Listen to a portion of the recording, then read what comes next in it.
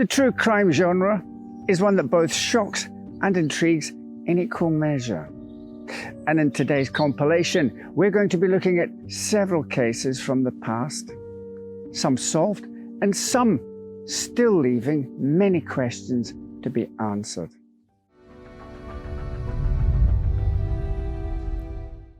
Before we begin, may I take just a moment to draw your attention to our other channels, History Engine and Well I Never Stars, the latter of which has an episode going live at the same time as this. In it, we explore the intriguing and controversial life of Evelyn Nesbit. And back to the show. And we will begin with a tale with links back to Britain's most storied true crime case as we explore the atrocities committed by Frederick Bailey Deeming, the man that many Victorians believed was Jack the Ripper. The monster that was Frederick Bailey Deeming first became known to the world when police were sent to investigate a putrid smell emanating from 57 Andrew Street in the Melbourne suburb of Windsor. On March the 3rd, 1892, two officers sent to investigate the home unearthed the decomposing body of a 30-year-old woman beneath a hearthstone of a bedroom fireplace. The corpse had been doubled up and jammed inside a small hole, then covered with concrete before being hidden beneath the stone.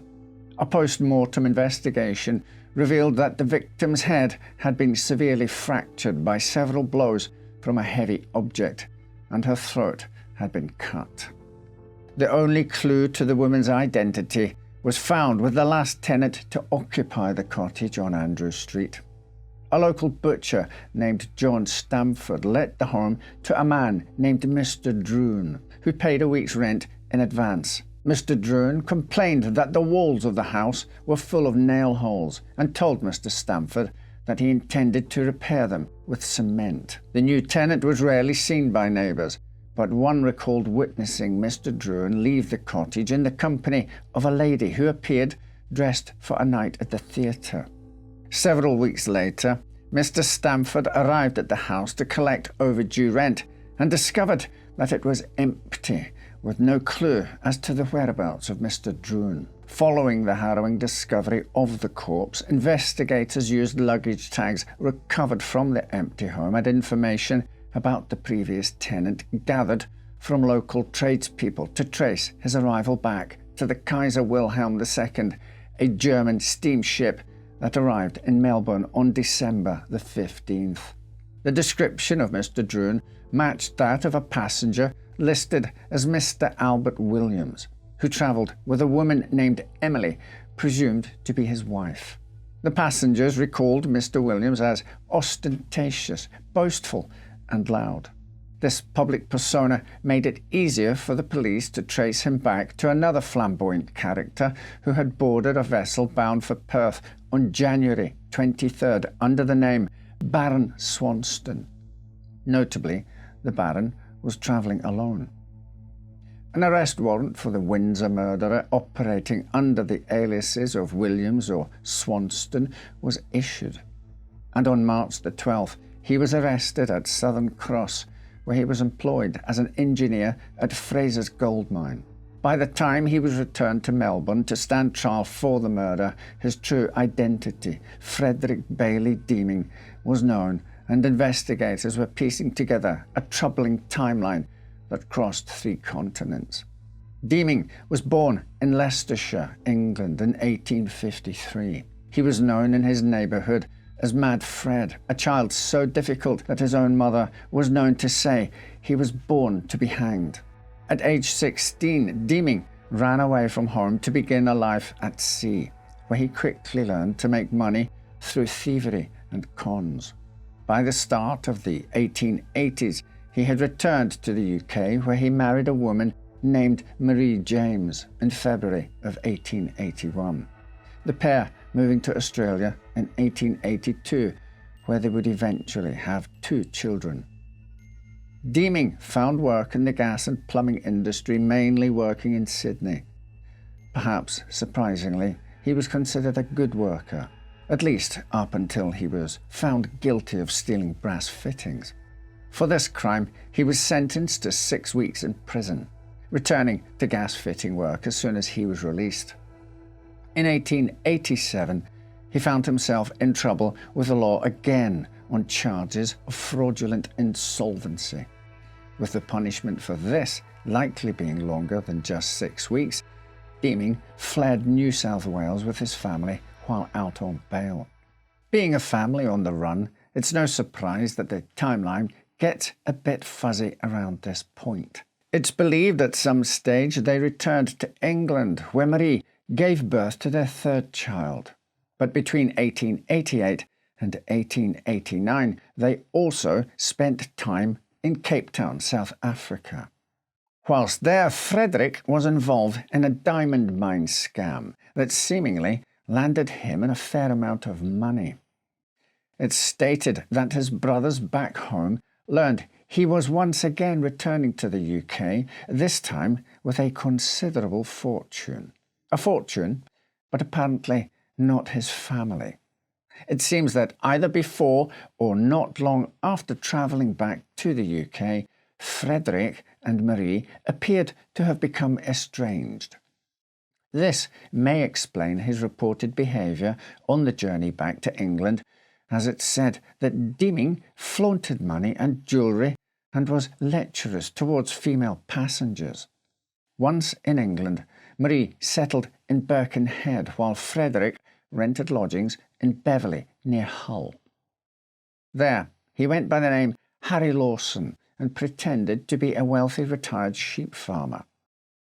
With this persona, he began a relationship with his landlady's daughter, Helen Nellie Matheson. Oblivious to her beau's real identity and the fact he already had a wife, Nellie and Harry were married on February the 18th, 1890. Shortly after their honeymoon, Deeming fled from Hull, taking the gifts he had bought Matheson with him.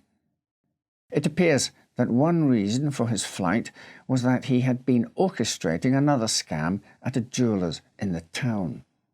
From Hull, he made his way to Birkenhead, where he met with Marie. He gave her a large sum of money and told her he was going to travel to South America and send for her and the children once he was established there. Transatlantic travel was not a fast process, however, and by the time his ship had arrived in Uruguay, his crimes had caught up with him and he was promptly arrested and sent back the other way. For this crime, he received a 9-month prison sentence. After his release in July of 1891, Frederick leased a home called Dinham Villa in Rainhill under another false name, Albert Williams. The lease was supposedly for his friend, a Colonel Brooks, who was due to arrive from India shortly. While awaiting the Colonel's arrival, Deeming, or Mr. Williams, stayed at the lavish home himself. When a woman and her children were seen at the home, they were explained away as simply his sister, nieces and nephew paying a short visit. This was obviously Deeming's own wife, and by this point 4 children, but they apparently didn't stay with him long, as he soon began another quick relationship, this time with a woman named Emily Lydia Mather, the daughter of a local well-respected shopkeeper. Just weeks after his release on September the 22nd, Frederick, as Albert William and Emily Mather, were married. The following month, the pair boarded the Kaiser Wilhelm II bound for Australia. They arrived on December the 15th and began renting a house on Andrew Street in Melbourne. Though she couldn't have known, Emily's fate was sealed. When Deeming was arrested for Emily Mather's murder in Southern Cross, police were shocked to learn that just days after killing Emily, Deeming had advertised through a Melbourne matrimonial agency for a wife, preferably 19 to 20 years old. But he ultimately didn't need the ad to find a new lady. During his escape from Melbourne, he met Kate Rounsfell, a young woman suffering from a bout of illness on board the boat he was travelling on. He tended to her under the guise of Baron Swanston and promised her wealth and happiness if she agreed to marry him.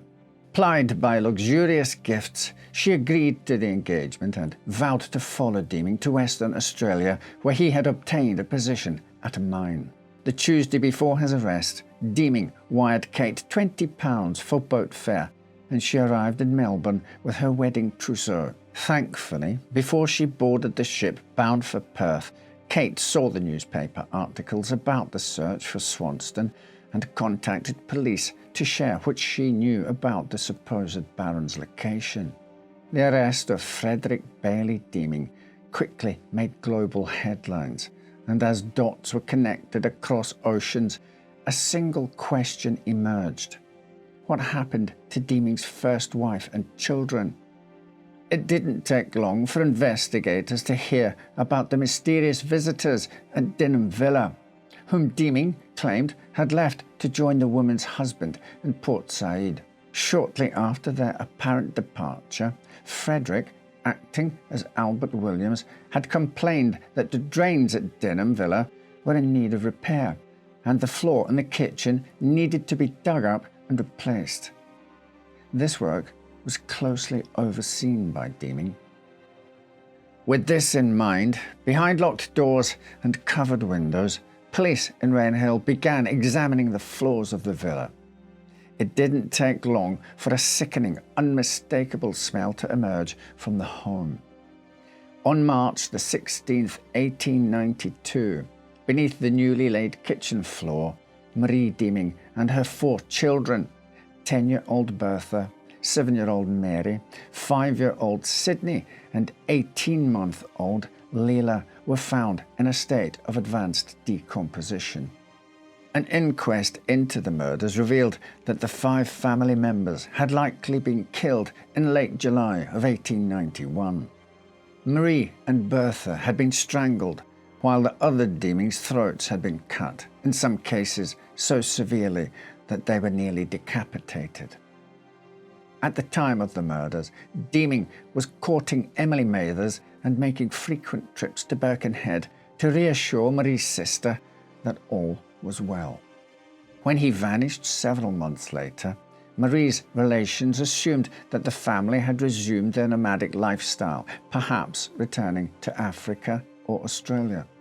But shortly after the bodies were uncovered, Marie's sister identified the victims, leaving no question as to Frederick Deeming's brutal nature.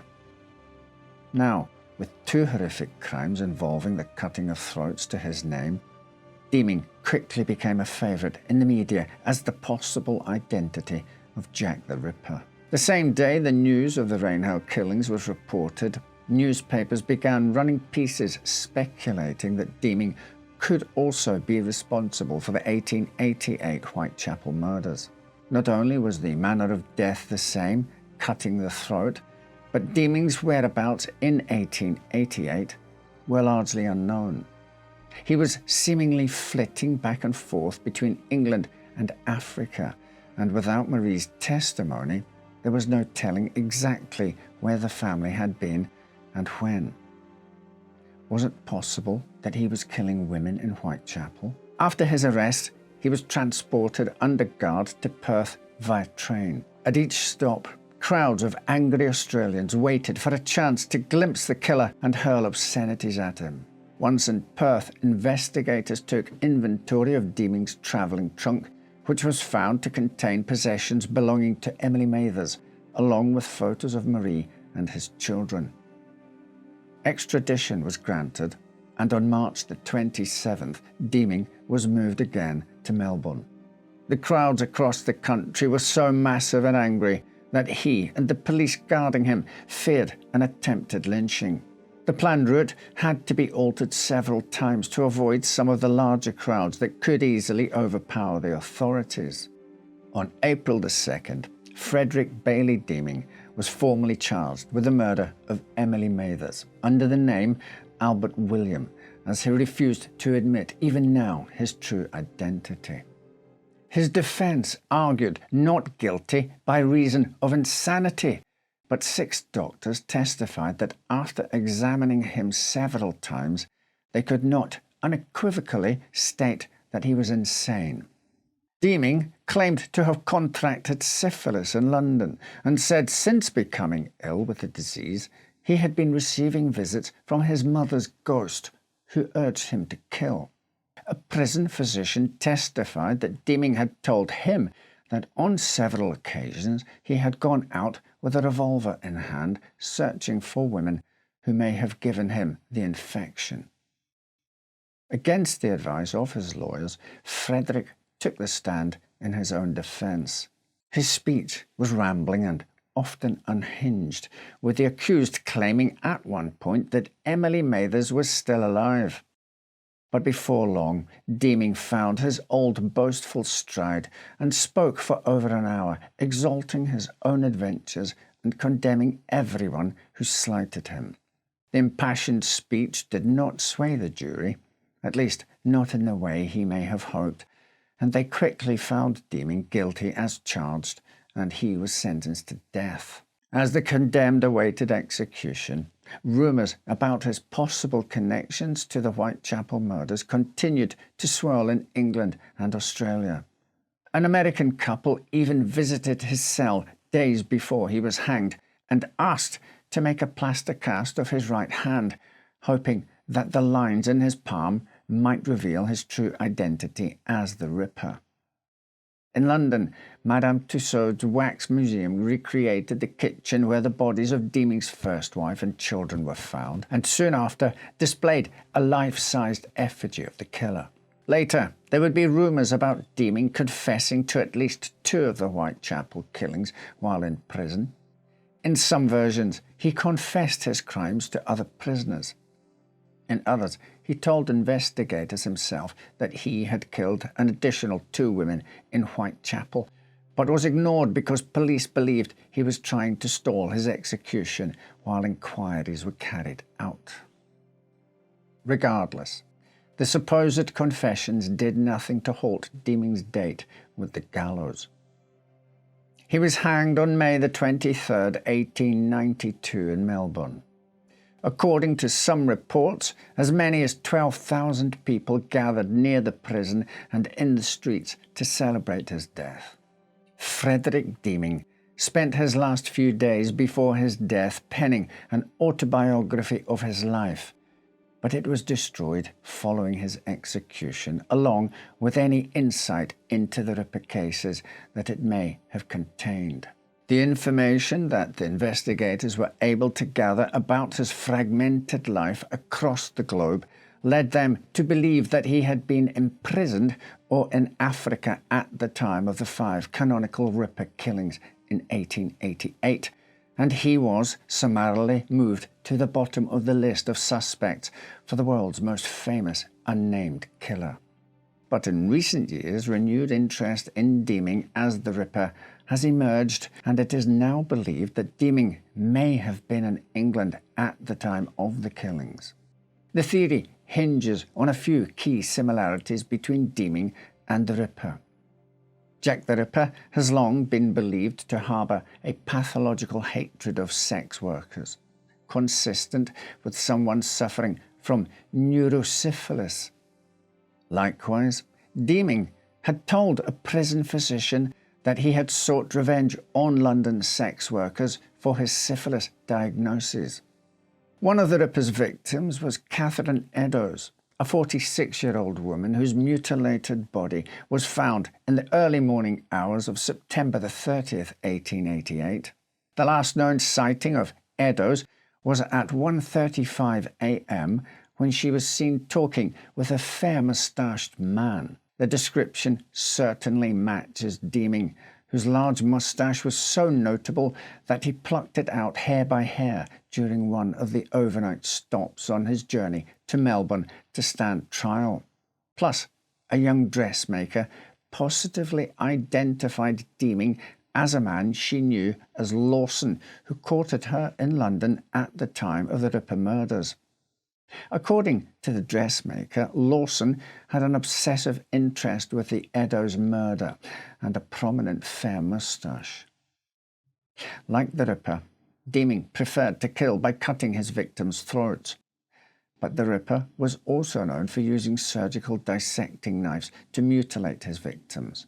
While that was certainly not the case with the murders Deeming was known to have committed, a Melbourne jeweller claimed that shortly after Deeming arrived from England, he asked the man to clean a pair of blood-stained surgical dissecting knives. In 2019, a paper published in the Journal of Forensic Sciences claimed that Jack the Ripper's identity had finally been proven through DNA analysis. The authors of the study used a shawl belonging to Ripper victim Catherine Eddowes to tie the crime to Polish barber Aaron Kosminski. But it didn't take long for the findings to be thoroughly trounced by the scientific community. There is no proof that the silk shawl tested ever belonged to Eddowes, nor that it was worn the night of her murder. The garment had passed through the hands of collectors for decades and was handled by dozens of people, including the same descendants of Kosminski, whose DNA was used for comparison in the study. The true identity of Jack the Ripper remains unknown, and while many believe that Deeming is a good fit for the crimes, the chance of anyone definitively being declared the Ripper 130 years after the murders are slim at best. One thing is irrefutable. Frederick Deeming was a monster of a man whose horrific murders of 2 wives and 4 children make him every bit as loathsome as the Ripper who haunted London's East End. Our next Victorian true crime story is a lot less bloody, but certainly no less mysterious. Did the victim take his own life? Was it murder? Or was it simply a tragic accident? On April the 18th, 1876, 30-year-old Charles Delaunay Turner Bravo retired to the spare room for the night after exchanging heated words with his wife of 4 months, Florence. Minutes later, he threw open the door and shouted for hot water. 3 days later, he was dead from antimony poisoning. Was he killed by a vengeful servant, a jealous ex-lover, or his own wife? It was no secret that Charles' marriage to Florence was not one of love, but of convenience. Florence's reputation was in tatters, but she had plenty of money.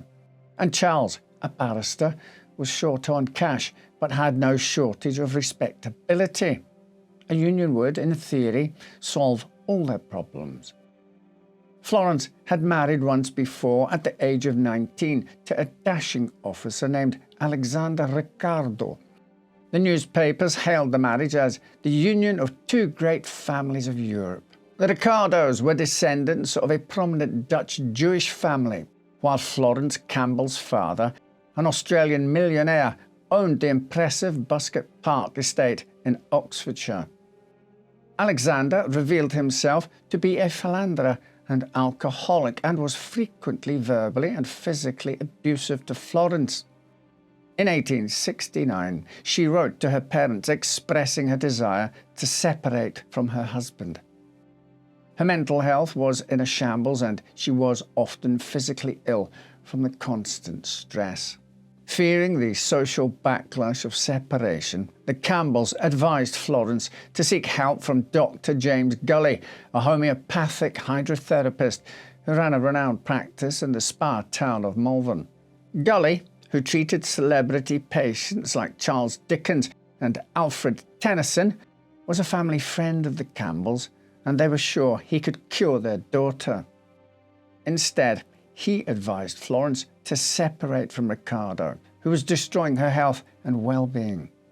The doctor helped her prepare the legal paperwork for a formal separation, despite her father's threats of cutting her off financially. In March 1871, Alexander Ricardo made a final attempt to reconcile with Florence weeks before the separation was finalized. When she refused, Ricardo fled abroad. On April the 20th, Florence received a telegram informing her that her soon-to-be ex-husband had been found dead in Cologne, Germany. Because he had failed to update his will, she would inherit his entire £40,000 fortune. Now independently wealthy, Florence was able to lease a large mansion in Balham called the Priory, where she kept a stable of horses and a large garden. She spent much time with her newly retired neighbour, Dr. Gully. The pair were often seen shopping, dining and riding together.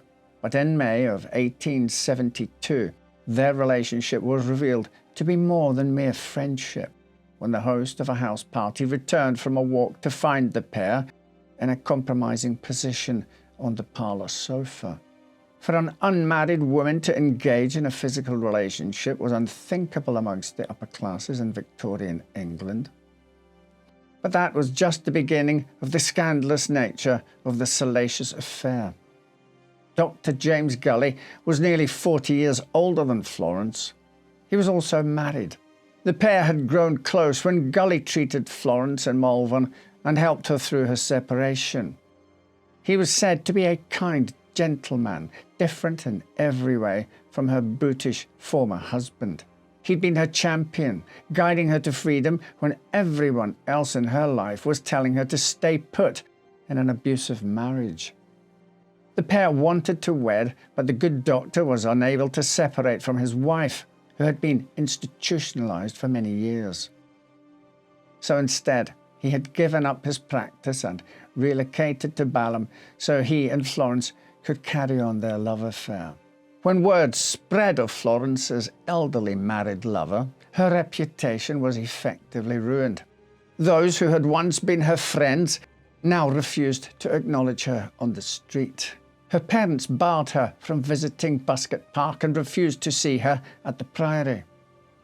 Though heartbroken by her seclusion from her family and society, her love of Dr. Gully may have been enough to sustain her, if not for what happened next.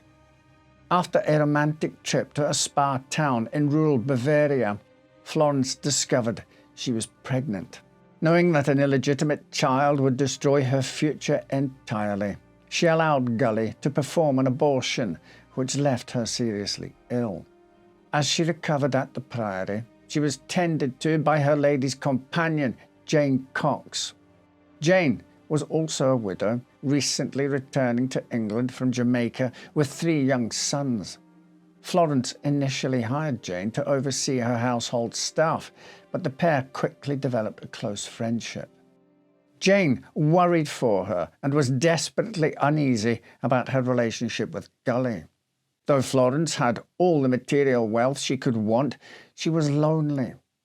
Without a husband, she would never have children. Without the right husband, she would never be able to re-enter society. So, in 1874, Cox arranged a series of meetings between Florence and the stepson of a business associate of Jane's late husband, Mr. Charles Bravo. Charles was well educated and well connected, and despite his family's wealth as a stepson, he relied on handouts, which were growing wearisome. He proposed to Florence in October of 1875, and she accepted, seeing the marriage as a pathway to restoring her place in society. Before they wed, she confessed her affair with Dr. Gully to Bravo. In return, he told Florence of an illegitimate daughter he'd fathered with a mistress in Maidenhead. They both agreed to end these relationships immediately and never mention them again. For Charles, the marriage was a means to acquiring Florence's fortune. So he was shocked when she informed him before their wedding that she intended to use the newly enacted Married Women's Property Act to retain control over her finances. Infuriated, Charles threatened to call off the wedding. Though she'd ended her relationship with Dr. Gully, she secretly sought his advice. He told her to allow Charles ownership of the house and everything in it, while maintaining sole ownership of the capital. Charles agreed to the compromise, and the two wed on December the 7th, 1875. Her reputation was restored, and Florence reunited with her family and hosted lavish parties. But as her social standing improved, her new marriage withered. Charles was critical of his new wife's spending and wanted to reduce the household staff. Shortly before their wedding, he'd fired Florence's coachman of 4 years, George Griffiths. He was also jealously obsessed with Dr. Gully, who still lived nearby. In December and January, Charles received 3 anonymous letters accusing him of marrying Florence only for her money. He was convinced the notes were from Gully and became fixated on ensuring neither his wife nor anyone else in the household had any interaction with the doctor. To add to the pair's woes, Florence suffered 2 miscarriages in the space of 4 months and became weak and depressed. Most days, she was entirely bedridden, attended faithfully by Jane Cox. Her relationship with Charles was strained, with some accounts claiming Bravo physically, verbally and sexually abused her. Charles was particularly critical of his wife's fondness for alcohol, which she clung to for relief from her despair and pain. On the night of April the 18th, 1876, the pair exchanged heated words when Charles saw a maid bringing wine to her room. Bravo was in a foul mood that day, having suffered a fall from a horse that left him with back pain. He was also suffering from a toothache and had received a scathing letter from his stepfather. After scolding Florence, he slammed the spare room door closed. Soon after, he burst from the room shouting for Florence to bring him hot water. The maid alerted Jane Cox, who ran to the spare room to find Charles vomiting out the window. As Jane tended to Charles, the maid woke Florence, who sent for a doctor. Over the next few days, Charles Bravo was attended by 6 doctors, including his cousin, Royce Bell, and the royal physician, Sir William Gull. Each doctor attempted to discover which substance Charles had imbibed that made him so ill. Jane Cox told the physicians that Charles had told her, "I have taken some of that poison, don't tell Florence." But to the doctors, Charles insisted he'd only taken a small amount of laudanum to ease his toothache. At 5:20 a.m. on April the 21st, Charles Bravo was pronounced dead. A coroner's inquest into his death was launched just days later. The post-mortem found that Charles had ingested 30 to 40 grams of tartar emetic, a derivative of antimony that burns the organs and causes a terribly painful death. The inquest concluded in an open verdict stating that there was not sufficient evidence to rule the death as either a suicide or a homicide. Charles Bravo's family and the public alike were furious with the findings, and the unsolved case dominated local news for weeks. Under intense pressure, a second coroner's inquest took place that summer. Florence testified for 3 days and found herself subjected to endless questions about her past affair with Dr. Gully, which Charles' family seemed to be determined to prove had continued into the marriage. But there was no evidence to tie Florence to the crime. The most likely source had been identified as Charles' water jug, which he drank from each night before bed. But Florence had not prepared any food or drink for him, had not administered any medication, and had not signed for any poison in her name. The second inquest failed to produce any new information, but concluded that Charles Bravo had been willfully murdered by an unknown person. There was not enough evidence to convict anyone of the crime, but plenty of theories exist about who may have been behind it. It may have been George Griffiths, the coachman Charles fired without notice. After his employment was terminated, Griffiths was overheard saying that Charles wouldn't live 5 months past the wedding, and he frequently used antimony in his work with the horses. But Griffiths had since gained new employment in Kent and had no access to the priory at the time of the death.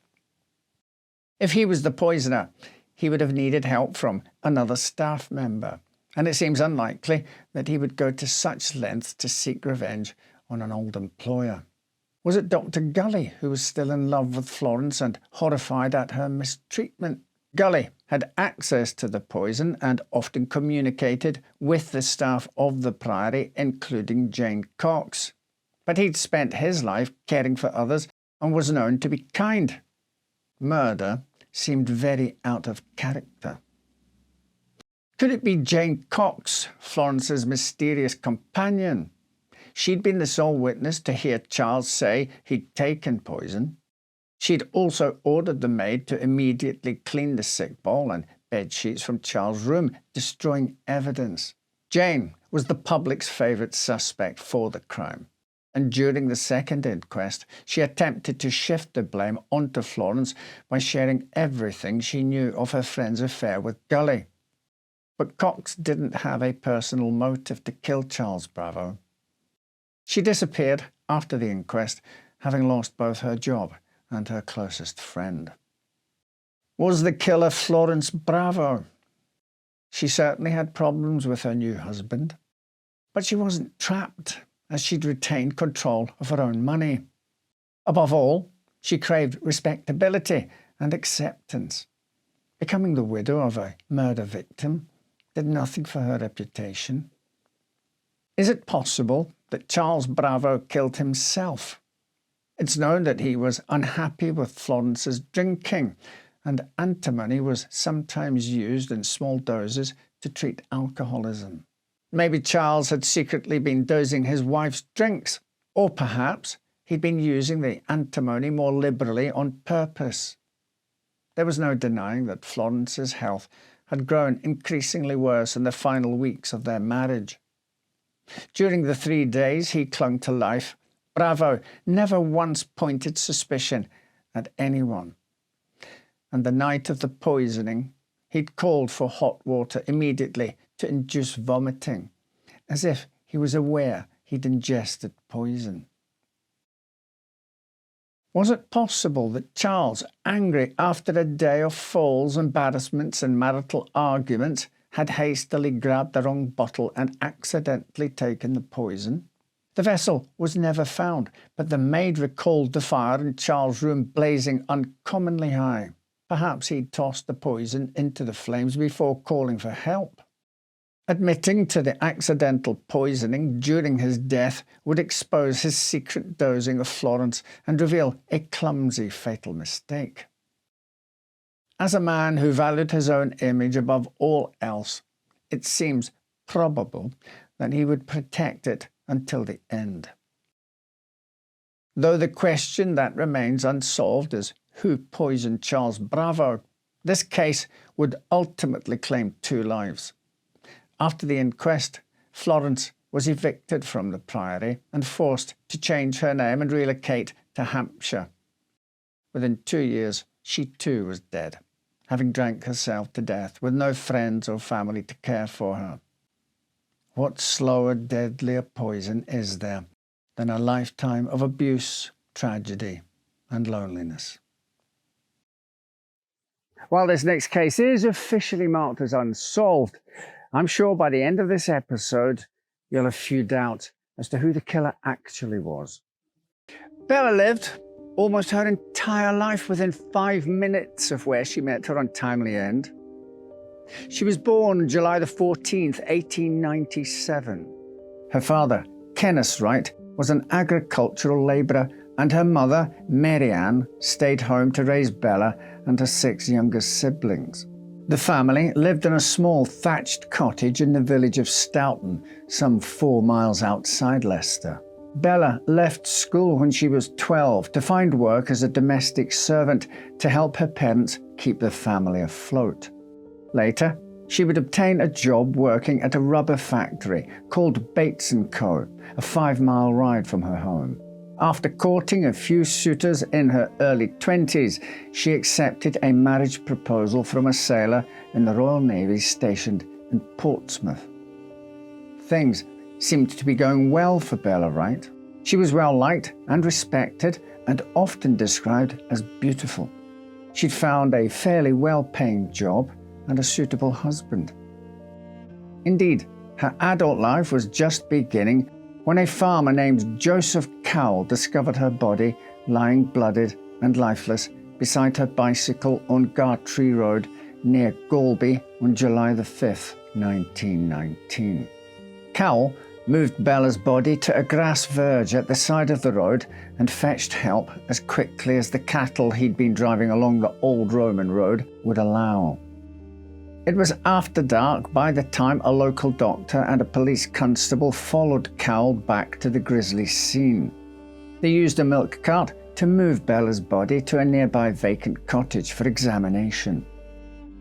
When Cowell initially happened across the body, he believed Bella had been run off the road and had died in a tragic accident. The local doctor, Dr. Williams, agreed, believing she may have hit her head on a stone. Her face was badly blooded, and there were deep gouge marks on her cheeks and jaw.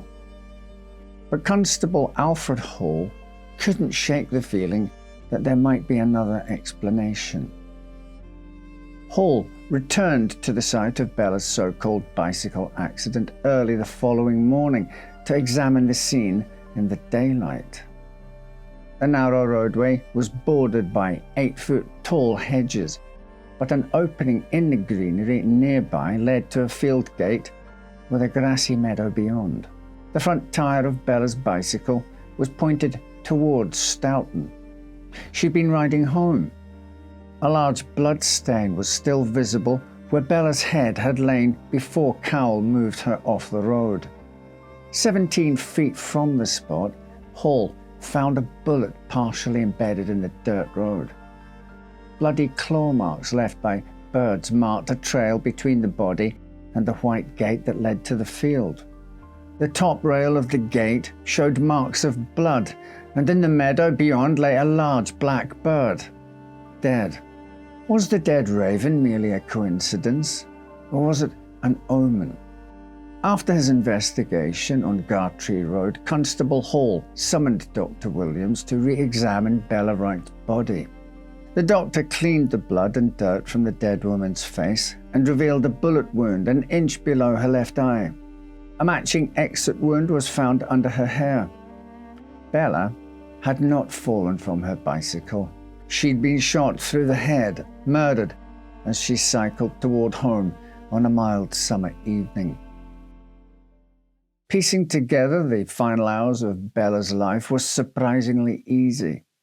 She worked the late shift the evening before, cycling home at 11 in the morning on July the 5th. She'd slept until 4 p.m. that Saturday afternoon, then wrote a letter to her fiancé before riding her bicycle a mile to the post office in Evington to post it.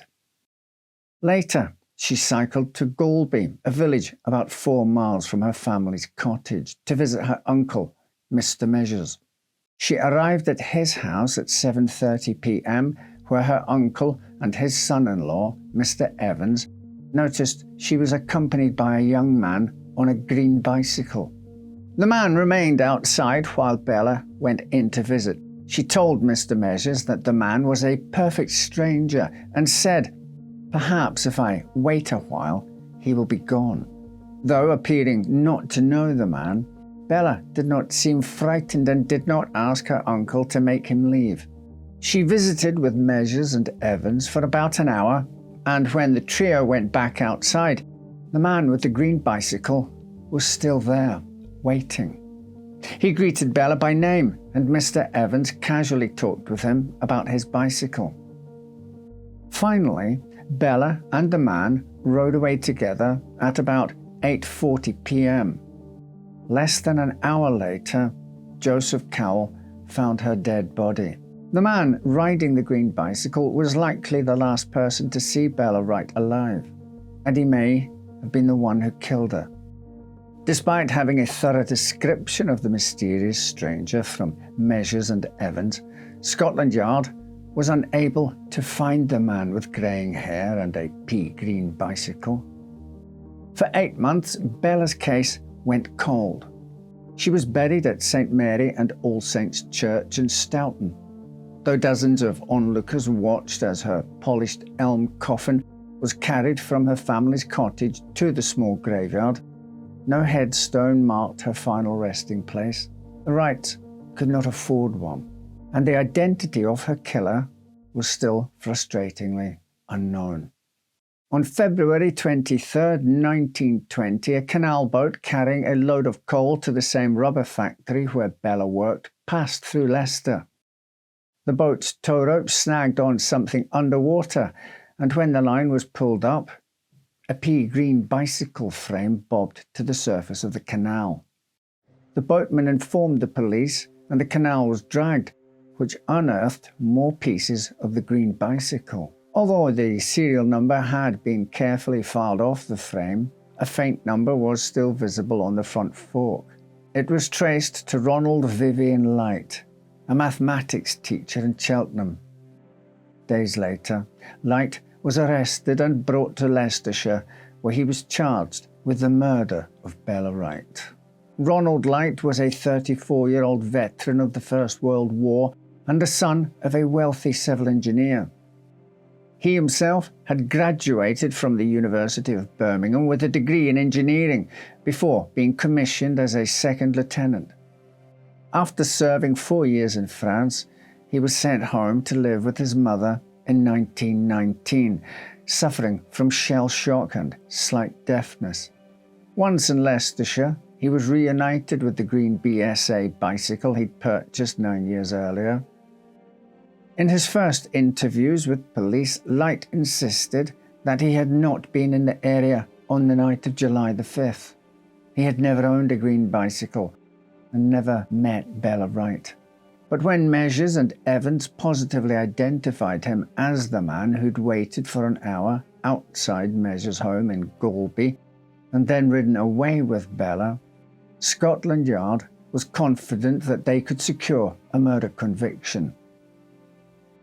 At his trial in June 1920, Light had a very different story. He was defended by Sir Edward Marshall Hall, a barrister so skilled at defending notorious murderers, he earned the nickname the Great Defender. Hall suggested a new narrative, and Light testified he had, in fact, been with Bella Wright on the night of her death, but that he'd had nothing to do with her murder. According to Light's testimony, he left home at about 5:45 on the evening of July the 5th for a bike ride, planning to return by 8 p.m. He said he was cycling through Galby, an area he did not know well, and passed through Little Stretton around 6:45. He then turned around to go home, meeting Bella as she stood on the roadside beside her bicycle. Bella asked him for a spanner, and though he had no tools with him, Light offered to look at her front wheel, which wobbled a bit as she rode. Since they were both headed in the same direction, Light said they rode together toward Galby, making casual conversation. Bella told him she planned to see some friends but didn't expect to stay more than 15 minutes. Light said he took this as an invitation for him to wait for her so they could continue their ride together. While Bella was inside Measure's house, he waited 10 minutes, then walked his bike up the hill toward a church. He said he was tired of waiting and planned to finish his ride alone, but discovered his rear tire was flat. By the time he was done mending the puncture and reinflating the tire, it was 8:15, and Light decided to go back to Measure's house to see if Bella was still there. She came out moments later, and the pair rode together for about 10 minutes. But Light then had more trouble with his tire and urged Bella to continue without him. Light says they parted ways at a crossroads, with Bella taking the lower Gartree road and he walking his bike along the upper road.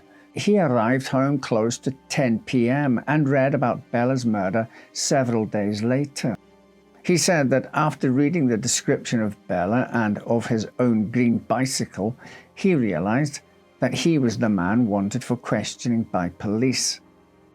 Terrified, he broke apart his bicycle and disposed of it in the canal. He said he was so afraid of being falsely accused that he decided to conceal everything from the police when they interviewed him. The prosecution argued that not only did Wright's testimony prove he'd been with Bella the night of her death, but that a pistol holder and bullets recovered from the canal at the same time as the green bike matched the type used to kill Bella. Not only that, but two young girls, Valerie Cavan and Muriel Mummy, identified Wright as the man who had followed and frightened them at about 5:30 on the day of the murder in the same area. The two youngsters had recalled the incident months after Bella's death and told the police about the encounter, believing they'd had a brush with the killer hours before he murdered Bella Wright. It was a neat web of circumstantial evidence, but Wright's defense argued that the two young girls had fabricated or confused the story after seeing months of sensational newspaper stories about Bella's death. Hall also pointed out that the holster and bullets found in the canal could not be definitively tied to Wright, and that the bullet wound could have been caused by any number of guns, maybe even from a nearby hunter who'd been shooting birds and accidentally hit Bella unknowingly. For his part, Ronald Wright was soft-spoken and convincing. He was presented as a brave veteran who had served his country and was recuperating from war trauma while caring for an aging mother. The jury did not hear about Wright's checkered past, which included allegations of improper conduct with girls that resulted in his expulsion from school, accusations of arson, forging military orders, and numerous employment dismissals. Without this information, the jury believed Wright had simply been in the wrong place at the wrong time, and on June 11, 1920, found him not guilty of the murder of Bella Wright. He then slipped back into private life under an assumed name, living to the ripe old age of 89. Bella Wright's family grieved without justice, and the victim herself lay in an unmarked grave until a headstone was added in the 1980s. Bella Wright's murder has never been solved, but in recent years, an apparent confession was uncovered from police archives. The account states that in the days after the trial, Wright went into a local police station to collect his belongings. There, he told an officer he knew that he had killed Bella, but it had been a tragic accident caused by his pistol accidentally discharging as he handed it to Bella, who'd expressed curiosity over the weapon. He told the officer he would deny the story if it ever became public. The notes were filed away and forgotten for decades. One popular theory is that Wright was a secret suitor Bella had rejected in favor of her sailor's marriage proposal. This would account for his familiarity with her and Bella's reluctance to admit to her uncle that she knew the man. With both Ronald Wright and the officer who wrote the notes long dead, there is no way to know if it is authentic, and the mystery of the green bicycle lives on. The horrors of World War II saw many people band together in order to help each other get through what they would literally consider to be their darkest days. And yet others would use that darkness to cover the tracks of their nefarious deeds. On Monday, February 9th, 1942, an electrician named Harold Batchelor noticed a torch lying on the ground in the air raid shelter in Marylebone.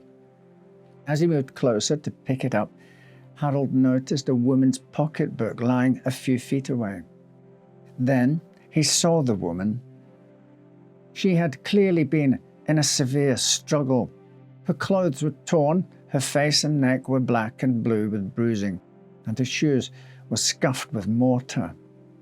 Her skirt had been pulled up over her hips, and her underwear was around her knees.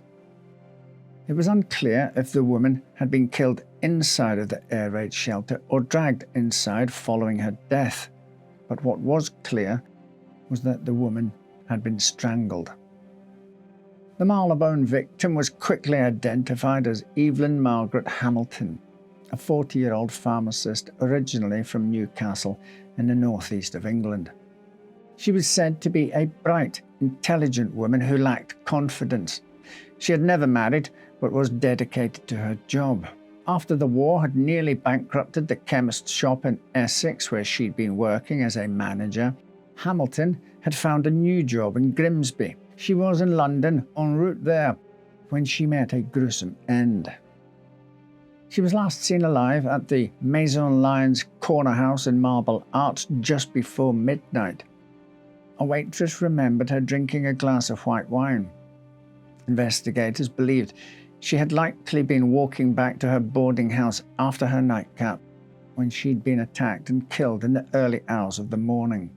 Despite her disheveled appearance, investigators concluded that no sexual assault had occurred, and after studying the pattern of bruising on her body, Home Office pathologist Sir Bernard Spilsbury believed that the killer was left-handed.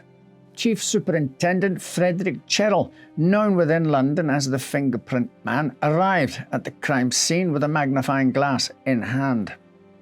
Cherrell was something of a pioneer in the field of fingerprint forensics and was exceptionally skilled at identifying single prints. He initially suspected that Evelyn Hamilton had been the victim of a robbery gone wrong, since fingerprints were found on her pocketbook and £80 were missing from her wallet. But this theory was quickly thrown into doubt when a day later a second body was found, that of Evelyn Oakley. Originally from Yorkshire, Evelyn was drawn to London's nightlife and at one point worked as one of Soho's famous windmill girls. Years later, she found herself married to her second husband and living in Blackpool. But the lure of the capital once again proved too tempting, and she returned to London while her husband stayed in the northwest. On the morning of February 10th, 1942, two electric meter readers in Soho knocked on the door of her first-floor flat on Wardour Street, but no one answered. With the help of a woman who lived next door, they were able to open the door to the property to gain access. Inside, 34-year-old Evelyn Oakley was lying on her bed with what the two visitors first thought was a red scarf tied around her neck. But upon closer inspection, they realized that her neck had been cut. Appallingly, Oakley's killer had mutilated her. Curling tongs, a razor blade, a broken mirror, a can opener, and a torch had been used on her in a most disturbing and depraved way. The scene brought to mind those of the Ripper murders some 50-odd years prior. Initially, the murders of Evelyn Hamilton and Evelyn Oakley were so different that investigators never considered they were committed by the same person. While Hamilton was alone and passing through London, Oakley had lived in her Soho flat for 3 years. The married Oakley was working as a nightclub hostess. Since the start of the war, and with her husband away, she had begun soliciting sex work under the alias Letta Ward. Hamilton had been attacked seemingly at random on the street, while Oakley's killer had gained access to her apartment, presumably through invitation. Apart from minor cuts and scratches inflicted on her right breast and a longer one near her eyebrow, Hamilton had not been mutilated. But Oakley had been butchered with a series of cruel tools. Evelyn Oakley was seen outside a restaurant on Shaftesbury Avenue late in the evening on February 9th. 3 eyewitnesses reported seeing a young, clean-shaven, brown-haired airman approach her. At 11:40 p.m, Evelyn's neighbour saw her enter the stairwell that led up to her apartment, and she was accompanied by a man who matched the description given by the restaurant. Shortly after midnight, the neighbour was awoken by the sound of a wireless turned up loud enough to be heard through the walls. Unbeknownst to the neighbour, Oakley's attacker had turned up the sound to cover her screams. Heartbreakingly, Evelyn's friends would later state that she had begun soliciting sex work because she was afraid of sleeping alone during the London blackouts. Again, less than 24 hours later, the Blackout Ripper struck again. In the early morning hours of February the 11th, a 43-year-old sex worker named Margaret Florence Lowe was murdered in her flat in Gosfield Street, Marylebone. Lowe, who often worked under the alias of Pearl, had been a sex worker in her 20s, but things seemed to change for her when she married widower Frederick Lowe and started a family. However, when he died suddenly, she was forced to return to the streets to help pay her daughter's boarding school fees. Her body was discovered the afternoon of February 13th after neighbours noticed they hadn't seen her in a few days, and a parcel sat unclaimed outside of her door. Lowe, like Oakley, was found on her bed. Beneath the quilt, she had been mutilated. Again, the killer had left his tools at the crime scene. A knife, a razor, and a candle lay nearby the body. Margaret had been strangled with a silk stocking which had been left knotted beneath her jaw. Fingerprints on the killer's tools again revealed that the perpetrator was likely left-handed. But despite the presence of prints at all three crime scenes, Cheryl could not use them to find a suspect. At the time, print analysis was limited to comparing specific points in a reference collection of thousands of samples. None of Cheryl's records matched the prints collected from the three crime scenes, so all he knew was that their suspect had not been arrested before. He was entirely unknown to law enforcement and was still very much at large. And his spree wasn't over yet. On Thursday, February 12th, a sex worker named Catherine Mulcahy was approached by a clean-cut man who solicited her in Regent Street. Mulcahy agreed to take the man to her flat, and the two shared a taxi to Southwark Street. After they entered the flat, Mulcahy undressed while the man watched her with a strange smile. When the man moved to lay on top of her, he slammed his knees into her stomach and began to try to strangle her. Thankfully, Mulcahy had wisely kept her boots on and was able to kick him hard enough to break his grasp. As the woman ran screaming to her neighbour's flat, her attacker quickly redressed and followed her.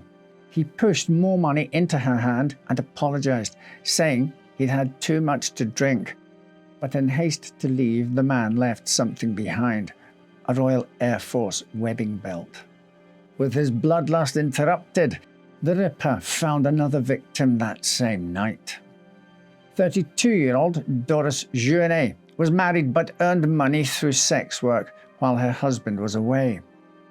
She took a clean-cut man to her ground-floor flat in Bayswater.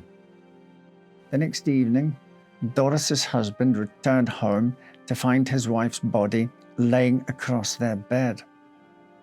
A silk stocking was knotted around her throat, and her abdomen, genitals, left breast, and thighs had been horrifically mutilated with a razor blade and knife. The following night, a young woman named Greta Hayward was enjoying a night at the Brasserie Universelle when an airman offered to buy her a drink. When the pair left together, the man became unpleasantly forward, and Hayward protested. In response, the man pushed her into a doorway and choked her, but his attack was interrupted by a delivery boy, and the perpetrator fled, leaving another clue behind. This time, it was a gas mask and a haversack with the number 525987 printed inside. The delivery boy turned the gas mask and haversack into police and gave a statement about what he'd witnessed. The Royal Air Force confirmed that the items belonged to an airman named Gordon Frederick Cummins. Cummins was a 28-year-old Royal Air Force serviceman who'd just earned a transfer to the Aircrew Receiving Centre in Regent's Park after accruing over 1,000 hours of flight experience and impressing the RAF Selection Board with his aviation exam scores. However, he was known to be an exaggerator and liar who was unpopular with his peers. Cummins was married to the secretary of a West End theatre producer named Marjorie Stevens, who lived at a flat they'd rented together in Southwark. The night of his first Blackout killing, Cummins had borrowed £1 from his wife to spend a night on the town. Gordon was questioned and held on remand on the charge of causing grievous bodily harm to Greta Haywood. His living quarters were searched and investigators discovered items belonging to the victims of the recent London murders. A pen belonging to Doris Journey, cigarette cases from Evelyn Oakley and Margaret Lowe, and even a photograph of Oakley's mother. Debris on Cummins' clothing matched the dust from the air raid shelter where Evelyn Hamilton's body had been found. And most importantly, Cheryl was able to match the man's fingerprints to the horrific tools of torture he'd used on his victims. Investigators were sure they had caught the man who was responsible for the 4 unthinkable murders in the same number of days. Gordon Cummins was tried for the murder of Evelyn Oakley in April 1942. He pled not guilty, insisting that another serviceman had stolen his belongings and then committed the murder. But it took just 35 minutes for the jury to find him guilty, and Cummins was sentenced to death by hanging. The sentence was carried out by renowned executioner Albert Pierpoint at Wandsworth Prison on June 25, 1942. And the Blackout Ripper swung from the gallows as a German air raid struck London. While Cummins was only tried and convicted of 1 murder, Scotland Yard was sure he'd committed all 4 Blackout Ripper crimes and thought he may be responsible for 2 other murders. In October 1941, a 19-year-old clerk named Maple Churchyard was found strangled to death in a bombed-out house on Hampstead Road. And 4 days later, 48-year-old widow Edith Humphreys was found in grave condition at her home. She'd been bludgeoned and strangled, and her throat had been slit. She died moments after arriving at the hospital. Shortly after these murders, Gordon Cummins was posted to Cornwall. He returned to London on February 2, 1942, 6 days before telling his wife he was off to enjoy a night in the West End. Given the carnage Cummins left behind in less than a week of curfews, dark streets and air raid sirens, it's chilling to imagine what the Blackout Ripper may have done if he had been left to prowl the darkness through the remainder of the Blitz. It's a chilling reminder that even as bombs fall during wars, there are always darker, even more sinister monsters in the shadows.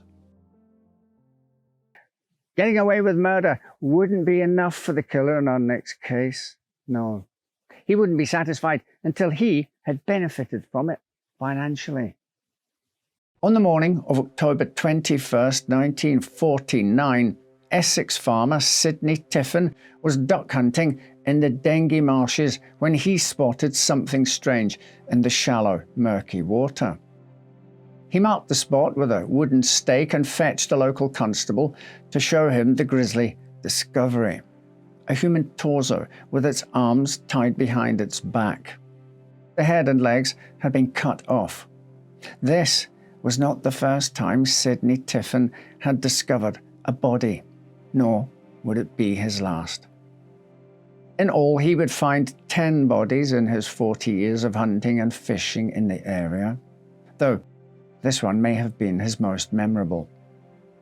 The corpse had been in the water for some time, leaving the flesh too decomposed to take fingerprints from, at least in the normal fashion.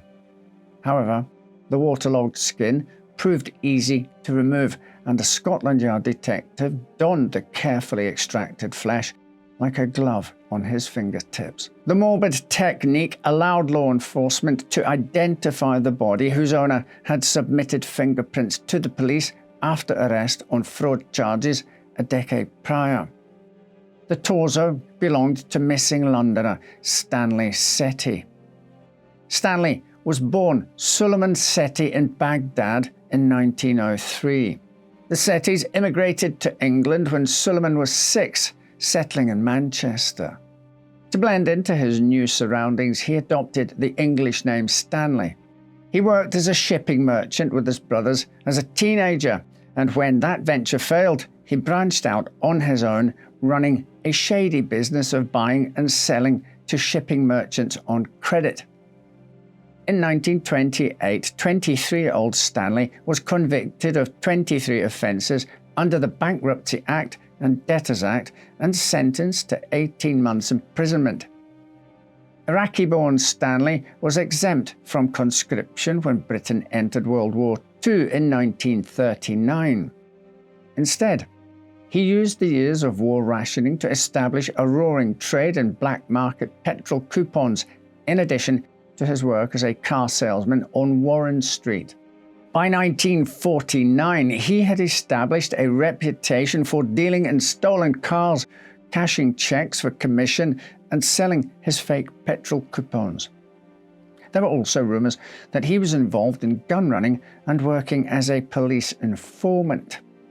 While none of these criminal allegations have been proven, it's clear that Stanley was, at least, a man who drew suspicion. On Tuesday, October the 4th, 1949, Stanley Sethi made plans to complete a car deal in Watford. After cashing a cheque for £1,000 with a colleague, he jumped into his yellow Citroen and drove away at 5:45 p.m. He called his fiancée, Connie, at 6 p.m. to tell her that he wouldn't be able to see her that evening. At 6:40, he purchased a newspaper at the corner of Hampstead and Euston Road. Sethi, who lived with his sister and brother-in-law at Maitland Court in Bayswater Road, did not return home that evening. At 10:30, Sethi's sister noticed that his Citroen was parked in the mews outside of his garage, but Stanley himself never materialized. His family reported him missing, fearing that his habit of carrying large amounts of cash had made him a target for robbery. The police agreed, theorizing that an adversary had arranged a meeting about a Jaguar in Watford to lure a cash-carrying Sethi to his doom. Investigators released the serial numbers of the 200 £5 notes Sethi had collected from the bank that day, hoping that when the notes surfaced, they would lead them to the killer. The search for Stanley Sethi took investigators as far as Paris and Malta, where the car dealer was known to have friends, but each lead ended in frustration. On October the 15th, the missing man's family offered a £1,000 reward for information. The search was expanded to include bombed buildings, basements, and shelters. It seemed as though investigators had given up the idea that Stanley Sethi was still alive and were focusing instead on finding his body. 17 days after he was last seen, Sidney Tiffin stumbled upon his mutilated remains in the Essex marshes. Famed pathologist Francis Camps performed the autopsy on Sethi's body, determining that the cause of death was the 5 stab wounds on the torso. While investigators had initially believed the body had been dumped in the marsh from a boat, Camps recognized similarities between the battered torso on his table and those he'd seen during the war of airmen who'd fallen into the water when their parachutes failed to open. Camps suggested that Sethi's remains may have quite literally fallen from the sky. Around the same time Camps was conducting the autopsy, investigators got a lead on one of the £5 notes SETI had disappeared with. The money was traced to a taxi driver who said he'd gotten the note from a man he'd collected from Southend Airport and driven to Finchley Road. Inquiries at local airfields revealed that a man had been spotted loading packages onto a light Oster aircraft on October the 5th at Elstree Aerodrome. The next day, the same man was seen struggling with a heavy package before taking off in a light aircraft from Southend. The suspect lived on Finchley Road, right where the taxi driver had dropped off his passenger. On October the 27th, 1949, at 7:30 in the evening, investigators on the street knocked on the door of 620B. 2 days later, Scotland Yard announced that the man they arrested there, Brian Donald Hume, was charged with the murder of Stanley SETI. Shockingly, Hume readily admitted to dropping the fabric-wrapped body parts of SETI from his airplane, but claimed he knew nothing of the murder. According to Hume, 3 men with a gun had approached him with a proposition. In exchange for £100, Hume was to drop 2 parcels from an airplane. When Hume asked what was inside, the 3 men he named as Mac, Greenie and the boy told him it was printing plates for forged petrol coupons. Hume said he grew suspicious when the packages leaked what looked like blood, but was afraid to go to the police. Brian Donald Hume was a small-time crook with a checkered past. Born in Swanage in 1919, he'd been illegitimate and spent the first years of his life in an orphanage before spending several happy months living with his grandmother in London. But he was then shuttled to live with his Aunt Doody, a headmistress at a small Hampshire village school. Doody, who had 2 daughters of her own, was cold and cruel to Donald, often excluding him from family activities. After years of being ill-treated by every adult who should have protected him, Donald learned a secret that embittered him forever. Auntie Doody, who treated him with such malice and disdain, was actually his birth mother. At 14 years old, he left his mother's house for good, running away to London, where he worked odd jobs and began engaging in petty theft that eventually led to full-out fraud and criminal activity. At the outbreak of World War II, he sought to reinvent himself. No longer wishing to be a down-on-his-luck illegitimate child rejected by his family, Hume set out to recast himself as a beloved British icon, the RAF airman. But just months after volunteering for service, he was discharged when he contracted meningitis. Cheated of his chance at glory, Donald, much like SETI, decided to use the war to his own advantage. He peddled bootleg gin that was little more than surgical spirits to London bars and nightclubs before purchasing an RAF uniform and passing himself off as an officer to cash bad checks at RAF stations. Hume was eventually caught and issued a suspended prison sentence in 1942. After this brush with the legal system, he cleaned up his act, starting a legitimate electrical business with the help of his uncle, a noted physicist. He developed several products, including a toaster, which he manufactured and sold 50,000 units of at a profit. By 1947, he was a successful businessman, making good money the legal way. That's when he met Cynthia Mary Wright. When she met Hume, Wright was in an unhappy marriage and soon after filed for divorce. The couple were married in 1948 and embarked on a tour of the continent to celebrate. Caught up in the whirlwind of new love, Hume began to neglect his business. After a botched attempt to establish a factory in his new bride's hometown, the couple returned to London with little money or direction.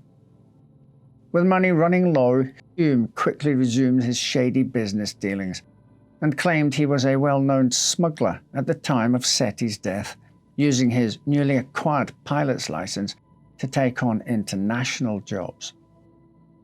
He'd met Stanley in the seedy underground world of selling stolen cars and forged petrol coupons, but he swore he had no idea the bloody parcels he dropped from his plane contained Setti's body parts.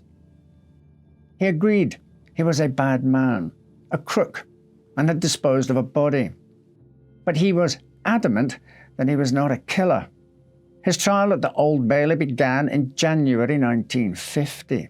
The prosecution presented evidence collected from the accused's apartment, including blood spots that were revealed to be human type O blood, the same type as Stanley Setti's.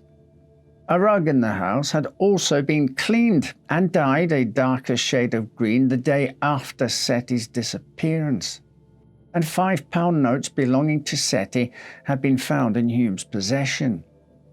They wanted the jury to believe that he had killed Setti in his apartment, butchered him, and then disposed of the body parts, inventing the story of the three men to cover his tracks.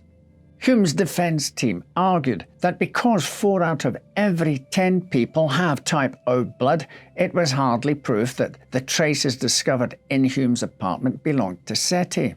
The blood on the carpet had not penetrated to the underfelt, which indicated it was hardly the amount consistent with a fatal stabbing. And during the times when Setti was supposedly killed and then dismembered, no one else in the building had heard any sounds of a struggle. Not Cynthia, who was upstairs with the couple's infant daughter listening to the radio, nor the downstairs neighbour who'd been home and seated directly below the blood-stained carpet at the time of Setti's supposed death. After 2 hours of deliberation, the jury returned with startling news. They were unable to agree on Hume's role in the actual murder. They did not believe they could reach a unanimous decision. The judge swore in a new jury and instructed them to return a verdict of not guilty on the charge of murder. Instead, Hume was convicted of being an accessory to murder after the fact and sentenced to 12 years in prison. In all, he would serve 8 years of his sentence, during which he was said to be popular with other inmates thanks to his electrical skills, which he used to make and repair radios. Cynthia had divorced him and taken his daughter out of his life, but it seemed as though Donald Hume had a shot at reinventing himself again. Whilst most people would quietly slip back into society and never mention their role in one of the most gruesome crimes of the decade, Donald Hume was never one to miss the chance of notoriety. As his release from prison neared, he'd struck a deal with the Sunday Pictorial, telling the newspaper heavily fabricated versions of his life story, including his hatred for his mother, his supposed smuggling exploits, and claimed he'd trafficked illegal arms to Israel. He also hinted in a Sunday Pictorial article that he had secrets about the Setti murder to reveal. The public didn't have to wait long to find out what they were. On June the 1st, 1958, the Sunday Pictorial ran a front-page story titled, "I Killed Setti and Got Away with Murder." Underneath the large print, the article began, "I, Donald Hume, do hereby confess to the Sunday Pictorial that on the night of October the 4th, 1939, I murdered Stanley Setti in my flat in Finchley Road, London. I stabbed him to death with a dagger while we were fighting." Hume had sold his confession to the paper for £2,000. As soon as the money was in his hand, he boarded a plane to Switzerland and began to set up a new life for himself there, as Britain unfurled its Sunday papers to discover a confessed killer had gotten away with his crime. The confession was serialized over 5 weeks, presenting Setti's murder in shocking detail. Much of the tale, as was Hume's style, had been heavily embellished, but few doubted that its basic premise was true. According to Hume, he discovered Setti waiting for him in his apartment when he returned home on the evening of October 4th. He states he disliked Setti, who'd once kicked his beloved dog, and had made crude comments about Cynthia. The two men got into an argument which turned physical. Hume used a Nazi SS dagger to stab Setti, then dragged his body to the coal cupboard. He drove his victim's car back to its usual parking spot, then quietly slipped back into the apartment, supposedly all without Cynthia noticing. He purchased a hacksaw and a short-bladed knife the next day and waited until Cynthia took the baby out for a medical appointment. While they were gone, he dismembered Setti's body, took the carpet to be cleaned and dyed, stained the floorboards to cover the blood spot, and burned all but £100 of Setti's cash. He wrapped Setti's remains, hired a car to the Elstree airfield, and disposed of Setti's limbs, the murder weapons, butchering tools, and other evidence above the English Channel. The next day, he repeated his Channel run from the South End airfield, disposing of Setti's torso before taking a taxi home. Hume's brazen confession rocked the law and order establishment in the UK. He could not be tried for the murder again, and a perjury charge was unlikely to stick, since he could claim he'd invented the confession for money. While Scotland Yard grappled with the fallout, Hume had landed in Switzerland with a fake passport and reinvented himself as Johnny Bird, a debonair Canadian test pilot. He fell in love with a pretty hairdresser, Trudy Sommer, and used his Sunday pictorial earnings to win her over with expensive meals, wine, and gifts. But Zurich was an expensive city, and soon Johnny Bird was running out of cash to fund his new lifestyle. He needed money and had no interest in earning it legally. On August 1st, 1958, Hume flew to London with his false passport and booked a room at a hotel on Baker Street.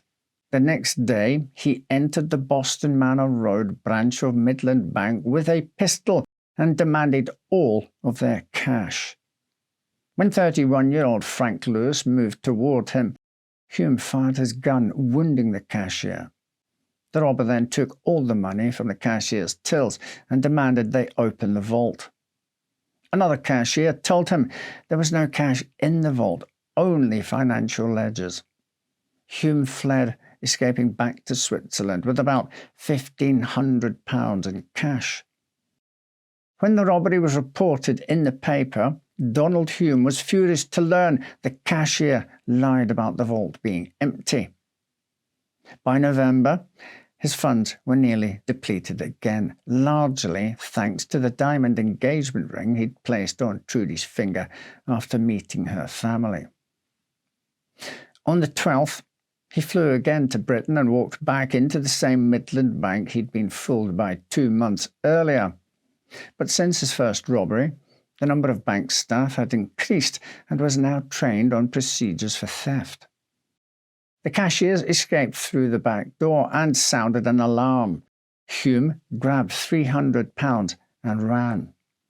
A bank manager attempted to stop him, but was shot and wounded.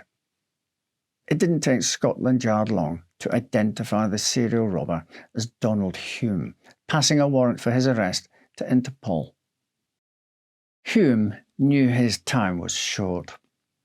In the last week of January 1958, he told Trudy Sommers that he couldn't marry her, claiming he was a wanted Soviet spy. On Friday the 30th, he walked into Gower Bank in Zurich, shot and seriously injured a cashier, grabbed loose cash from the counter, and fled. He was chased by bank employees as they shouted, "Thief!" Soon a small mob were tearing after the wanted man. A taxi driver named Arthur Magg stretched out his arm to stop Hume as he passed and was shot dead. Eventually, the mob overpowered Hume and he was arrested. In his pocket, police found the money he'd stolen from the bank, the equivalent of less than £20. This time around, the killer was found guilty of murder, attempted murder, and armed robbery, and sentenced to life in prison with hard labour. During his stint inside, Hume's mental state deteriorated quickly. It's said that he would scream loudly and became extremely violent. In his cell, he slept on a broken bed after he destroyed it, and prison officials refused to replace it. One light for him during these times was a trapeze artist named Anne, who began visiting him and bringing him art supplies after her troupe had performed for the prisoners. In letters, she stated that he showed no remorse for his killings, only for the fact that his dog had been put to sleep after authorities had failed to find a home for it. After a while, Donald began using the art supplies to daub paint over his cell and over his body. Anne's visits eventually stopped, and by the mid-1970s, Swiss authorities were keen to be rid of him. On August 20th, 1976, he was flown back to the UK and transferred to Broadmoor Mental Hospital, where he remained until being quietly released in the mid-90s. This time, there were no stories sold to the tabloids, and his only reinvention was to change his last name to Brown. He lived only a few more years, devoid of friends or family. In 1998, his body was discovered on the grounds of the Copper Beeches Hotel in Basingstoke, likely after dying of a heart attack. Just as his first victim, Hume, was identified only by his fingerprints. On July 30th of that year, he was buried in an unmarked grave. Unlike with his victims, there was no one present to mourn his passing. We can easily fall into the trap of believing that the distant past was a paradise free from depravity. And yet our next case will prove that horrific crimes have occurred throughout history. On Thursday, June the 20th, 1957, Barbara Sheasby waved her two youngest children off as they went to look at the horses in a nearby field. Southern England was experiencing a heat wave, and Barbara was undoubtedly thankful for a moment of peace while she decorated the family's home in Brockworth Crescent, Bristol. The children left home at about 5:30 p.m, walking hand in hand down the road. Distracted by her painting, Barbara was shocked to discover the next time she looked at the clock that it was already 7 p.m. And June, aged 7, and Royston, aged 5, was still gone. She and her other son walked to Wickham Glen, where the children had said they were going, but there was no sign of them. Police were soon called and a search of the area began. The following day, the Sheasbys sent their oldest son, 11-year-old John, to school and then joined in the search themselves alongside a group of Boy Scouts, police and public volunteers. The search focused on the Stapleton area of Bristol, which included the Snuff Mills Public Park, an area of wooded slopes cleaved by the River Frome. As news of the missing children spread, volunteer search forces grew to over 1,000 civilians. Large groups were formed to search the three main woods in the area: Longwood, Barnwood, and Hermitage Wood. The searchers walked in straight lines spaced a few yards apart, travelling from one side of the woods to the other, while the Boy Scouts were given the job of searching the old slag heap. The most likely theory at the time was that the children had fallen into the water. On the first day of searching, a police tracker dog led his handler to the bank of Duchess Pond after picking up a scent. Firemen immediately began working to lower the local fishing spot's water level, pumping millions of gallons of water over a bridge and into a hollow that entered the Frome so that frogmen from the Bristol Sub-Aqua Club could access all parts of the pond. The Snuff Mill Weir, a low dam near the Stapleton Flour Mill, was also heavily searched, though with great difficulty. Superintendent Aubrey Burt told the Evening Post, quote, "Some of the woods were almost impossible because of the thick undergrowth, and there were many streams, ponds and copses," unquote. Local officials also urged Stapleton residents to search their gardens, greenhouses and outbuildings for any sign of the missing children. As tough as the search was, the police were not without witnesses. After initially leaving for Wickham Glen, June and Royston had been spotted by a neighbour 5 minutes later. June was carrying a chocolate box and the children were alone.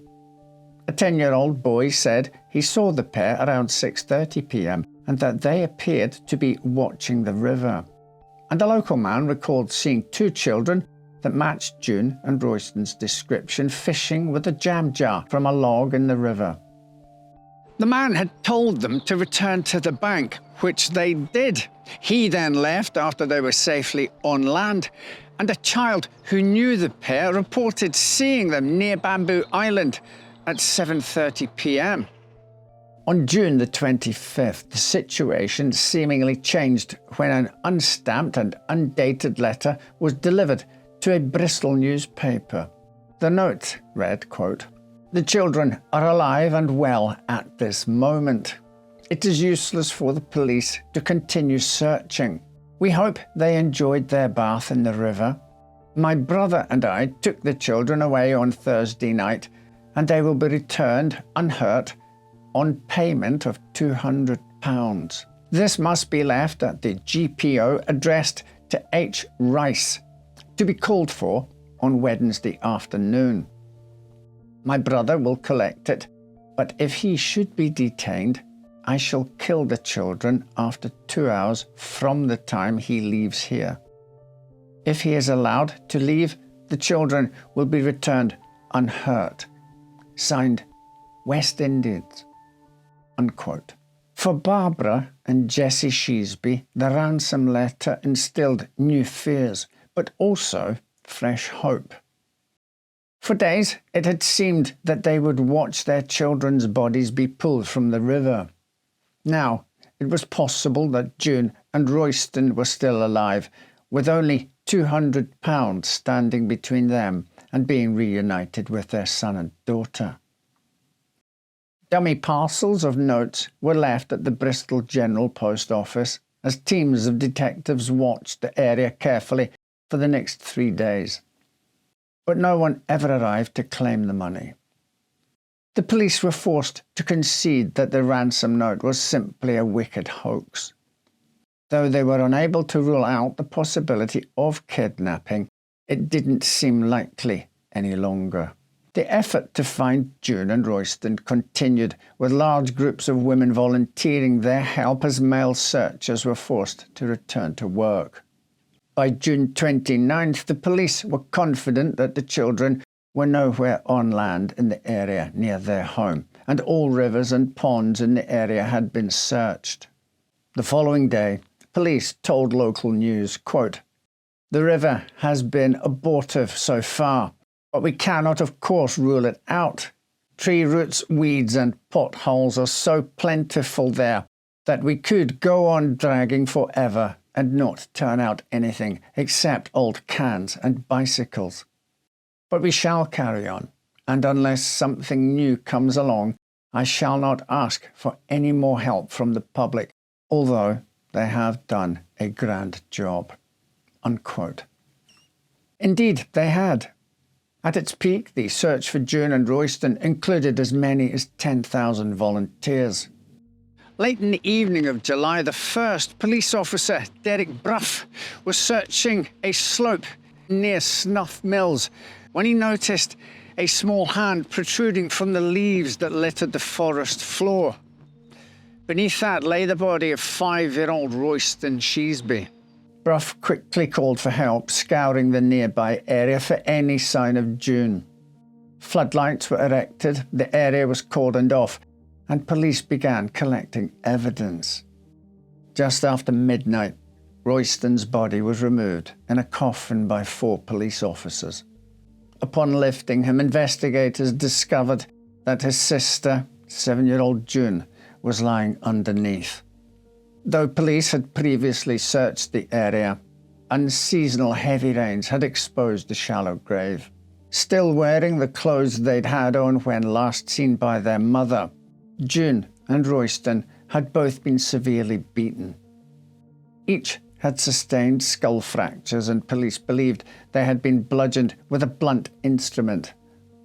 With the chilling discovery of the 2 small bodies, the investigation quickly shifted from missing persons to a double murder. The news of the discovery shook the Bristol community to its core. Murders were rare, and the murders of small children rarer still. Parents who had lived through the Blitz just 16 years earlier thought their anxieties were over, that they could raise their children without the fear that marred their childhoods. Now a 5- and 7-year-old had been brutally murdered with no apparent motive whatsoever. The thought of a killer capable of such a heinous crime prowling the woods where their children played was a fear they couldn't have imagined. The dense copse where Royston and June were found was about 100 yards from the river in Grove Wood. The grave was merely a few steps from the ground at the Bristol Mental Hospital. As police continued searching the woods for clues and the post-mortems were underway, lines of inquiry began in earnest. Police were hoping to determine if any patients who had a history of violence toward children had been out on the hospital grounds the evening June and Royston disappeared. But their questioning was not limited just to Bristol Hospital. 3 other mental health facilities in the area, Stoke Park, Braintree and Purdown, were also heavily focused on in the early days of the investigation. Just hours after the bodies of June and Royston Sheasby had been discovered, a patient escaped from Purdown Mental Hospital by climbing down a drain pipe. The police reported that he had been transferred to Purdown from the Rampton State Mental Institution, a criminal facility.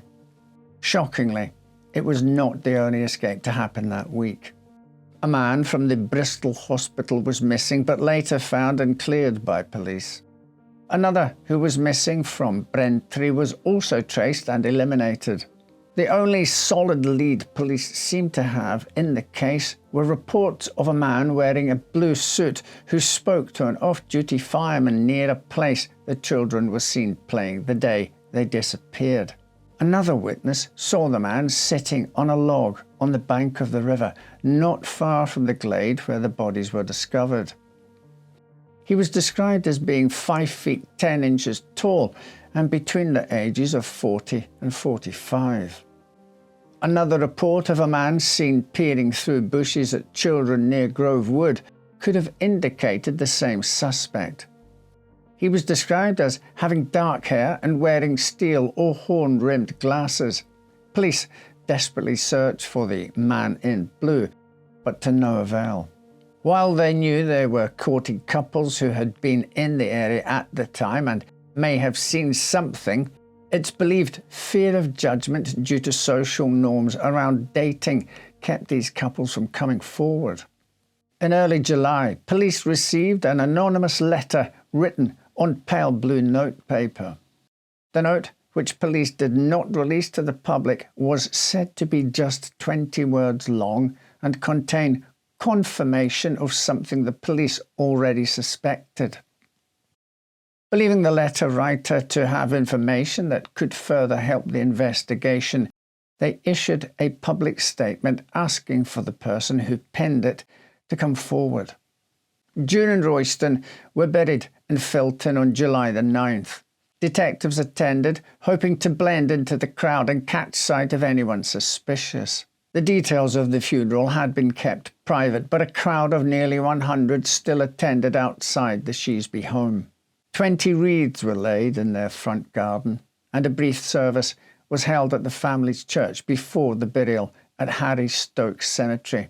The same day, police began a new door-to-door inquiry, visiting some 2,000 homes in the Stapleton area. The day after the funeral, it was reported that the anonymous letter writer had come forward voluntarily to speak with police. Investigators agreed to keep the person's identity a secret, but did reveal that it was a woman. Police only confirmed that their interview with the woman tied up a line of inquiry.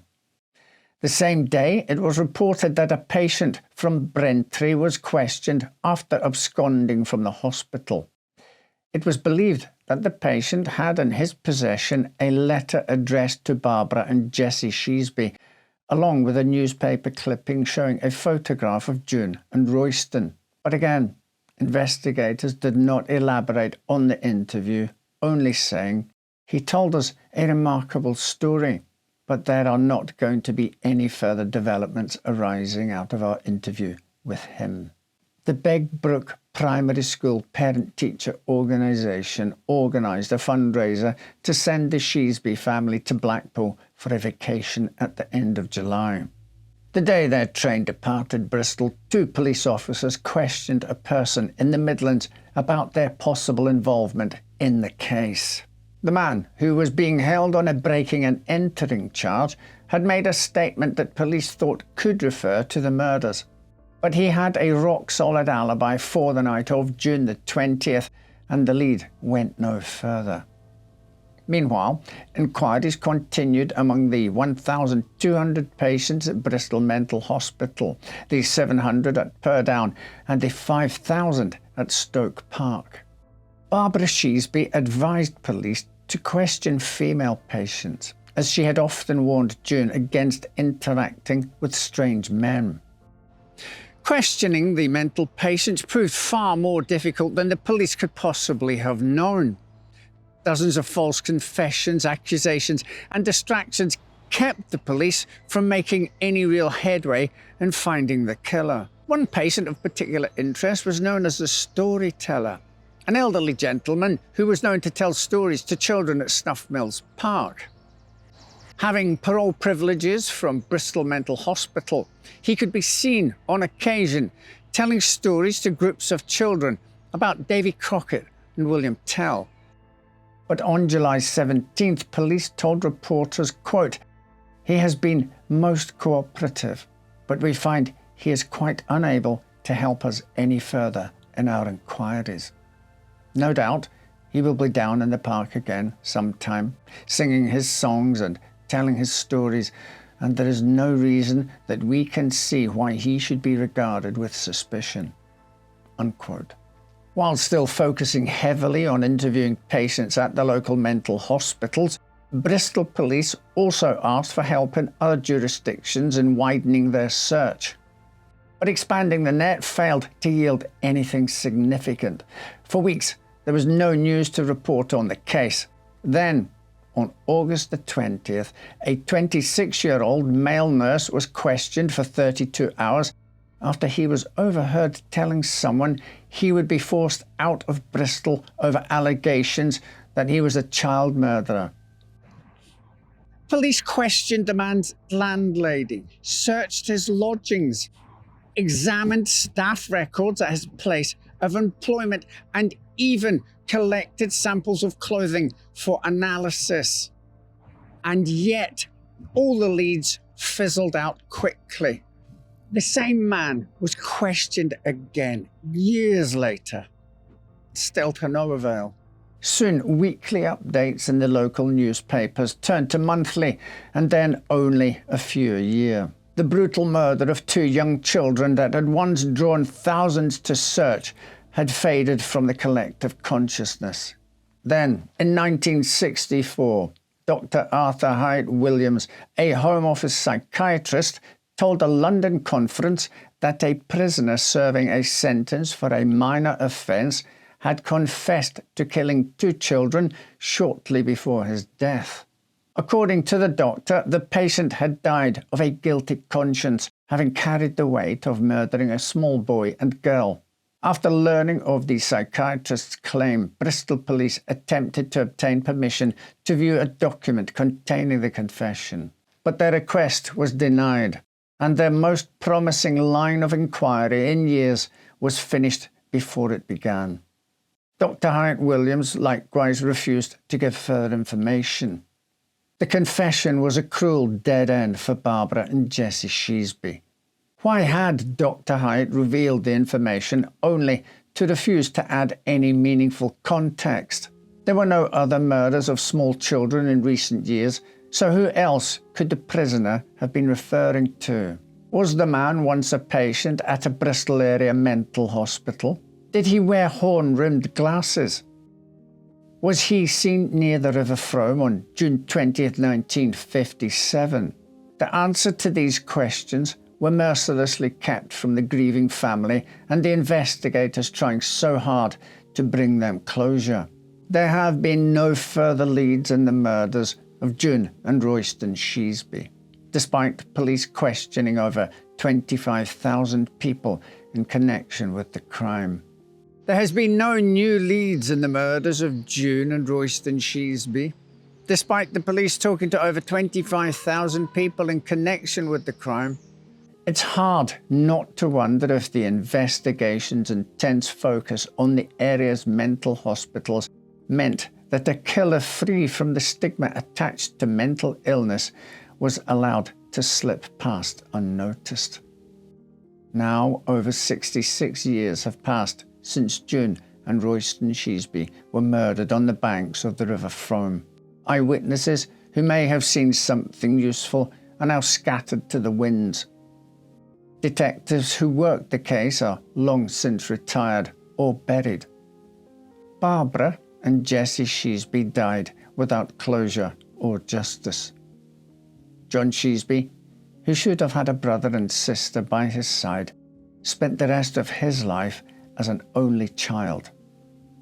Today, Snuff Mills Park remains a popular Bristol beauty spot, though some visitors have claimed to feel a profound sense of unease whilst walking through the woods near the river. The mental hospitals that serve the area have been closed, consolidated or renovated. The stone walls of the old Bristol Mental Hospital, the slow-moving waters of the River Frome, and the wooded copses between them continue to hold their secrets, while justice remains elusive. I think we can all agree a rather harrowing story, that. I do hope in the future we get to find out who made that confession. Do let me know your thoughts in the box below. Thanks for watching. And indeed, thank you to the viewer who suggested that we cover this case. You are all indeed very welcome to leave your comments and suggestions for what stories we cover next. We end this compilation with a case that proves that crime fighting is a constantly evolving space and that new techniques can have an impact almost immediately. On Friday, March the 3rd, 1961, 59-year-old Elsie Mae Batten and her killer met in the last place anyone would have expected a murder to occur. At 9:30 a.m., Elsie arrived at her place of work, a small antique shop in Cecil Court, an alleyway between Charing Cross Road and St Martin's Lane, also known as Booksellers Row. The area is a stone's throw from Leicester Square and a short walk from the Houses of Parliament. It is a small oasis amongst the hustle and bustle of central London and was formerly known as Flicker Alley. I can't imagine why they changed it. Today, at 23 and 25 Cecil Court, Goldsborough Books is a small independent bookstore specialising in first editions and other rare out-of-print books. But over 60-odd years ago, number 23 was a curiosity shop selling a mix of items. These ranged from the exotic and unusual, such as African tribal masks, antique military weapons, spears, swords and knives to more everyday fare. As fascinating a place as the shop no doubt was, an element adding further tragedy to the event was that it was somewhere Elsie didn't need to be. Born in the county of Leicestershire, she came from a wealthy family and had worked in the family clothing business before marrying successful artist and president of the Royal Society of British Sculptors, Mark Batten.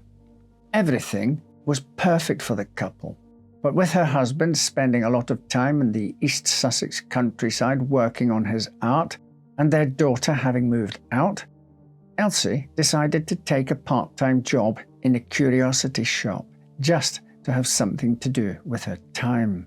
On that fateful day in March, it would be the place she would take her last breath. At around midday, she was found in the store lying in a pool of blood with stab wounds to her chest and neck. These were inflicted with several daggers, 2 of which had been left in the body. The first person to notice that something was wrong that day was a young man named Peter King. He was an apprentice signwriter passing through Cecil Court when he spotted a used billiard cue in the store window. Intrigued by the product, Peter entered to inquire about the price. At first, there seemed to be nothing out of the ordinary. Seeing no staff, Peter called out before stepping further inside. Towards the back of the store, there was a red velvet curtain that led to the storeroom. Through this, he saw a figure lying on the floor, which he initially assumed was a mannequin or a woman who had fainted. Not wishing to investigate further, he promptly left, though the event had disturbed him enough that he told several of his colleagues about what he had witnessed. An hour later, Lewis Meyer, the shop owner, arrived and found the body. It's believed that Elsie's wounds were so severe that even if Peter had raised the alarm, it would have still been too late to save her life. An investigation was started immediately, with police initially thrown by 2 factors. First was the amount of violence used. The pathologist who worked on the case, a man named Keith Simpson, described the victim's wounds as very deep in the neck, back, and chest. The blade of a 9-inch dagger had sunk almost completely into her neck, and an ivory dagger remained buried in the wound on her chest at a depth of 8 inches. There was also extensive bruising to the face, inflicted using a heavy stone jar. Secondly, there was the motive. Elsie had no known enemies or debts, and she hadn't been robbed or sexually assaulted, and the only thing missing from the store was a decorative sword worth £15, roughly £280 today, or $360. The missing sword would prove a vital clue. When questioned, the shop owner recalled that the day before the murder, March 2nd, 1961, a young, dark-haired man of scruffy appearance came in asking about the weapon. Meyer also mentioned that the man was accompanied by a young blonde woman. He told me that his father was Indian and that it was customary in India to carry a dagger, he said, recounting the story. The investigation was quick and efficient. A day after interviewing the shop owner, Sergeant Detective Raymond Frederick Dagg used the description provided to compile a facial image of the suspect using a recently introduced identification system, the Identikit. Having been in use in the United States since 1959, the technique was now being introduced to the UK and had been demonstrated to over 30 agents at Scotland Yard's Victoria Embankment headquarters just a few days earlier, on March 1st, 1961. The system, which consisted of over 500 images of chins, mouths, noses, eyes, and other features, allowed Dagg to quickly create a kind of portrait of the suspect. He also interviewed a man named Paul Roberts, a gunsmith who ran a shop with his father in St. Martin's Lane. He mentioned that the man had visited the store and asked if he would be willing to pay for a sword that matched the description of the one which had been stolen. His father had told the man he may be interested, but he would need to see the sword first. From his interview with Roberts, Dagg constructed another facial image of the suspect. The detective superintendent was so impressed with the results that he requested that the images be photographed side by side, then sent to all police forces and released to the media. The net was drawing in, and on March the 8th, PC Arthur Cole arrested a man that bore a strong resemblance to the Identikit image he had been shown. The man had been shopping with his girlfriend, the pair apparently searching for an engagement ring. The suspect was quickly revealed to be Edwin Albert Arthur Bush, a 21-year-old man of British and Pakistani descent. Not much is known about his family life. What we do know is that his parents and 5 siblings lived crammed into 3 rooms, and at 12 he was taken into care after these living conditions were described as horrific. He was placed in a foster home before eventually ending up on a training farm in Sussex. However, after a series of break-ins, he was sent to Bristol, a type of youth detention centre. At the time of his arrest, he was living in the bombed-out slums of Honor Oak in south-east London. While his girlfriend, Janet Wheeler, was arrested alongside Edwin, she would later be released, though not before she had joked about how much the Identikit images looked like her beau. At 21, Edwin was a prime example of a young man angry at the world. His upbringing had been rough, and being of mixed heritage at that time meant he also often suffered taunts and slurs aimed at his race. He would later claim that this played a role in his brutal crime. By the time his trial started on May the 10th, the evidence against him had grown to include shoe, palm, and fingerprints matching Edwin's being found at the scene, on paper covering the recovered sword, and on one of the daggers used to commit the murder. According to Bush's version of events, he had entered the curio shop that day intending to steal the sword once Elsie had turned her back. He began by asking to look at the weapon along with 3 daggers he had viewed the day before. When told the price of the sword, he said he began to haggle, and it's at this point he claims that Elsie called him a racial slur. "You, slur, are all the same. You come in and never buy anything." This enraged Edwin, who first lashed out with his fist, which caused Elsie to scream. He then set about attacking her with a stone jar, and finally the daggers. He told the court that he regarded himself as white, and when anyone used terms of abuse relating to people of colour against him, he lost his temper. "I am sorry I'd done it. I don't know what came over me. Speaking personally, the world is better off without me." After 2 hours of deliberation, the jury agreed, finding Edwin Bush guilty of the murder of Elsie Batten. In the end, it was the act of taking the sword after the murder that sealed his fate, as at the time, the murder alone would have carried a maximum sentence of 25 years imprisonment.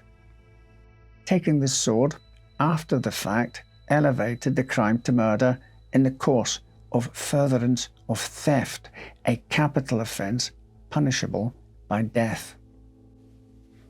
And so, after becoming the first person in the UK to be caught with the aid of the Identikit facial composition system, on July the 6th, 1961, Edwin Albert Arthur Bush claimed another dubious record, becoming the last person to be hanged at Pentonville Prison.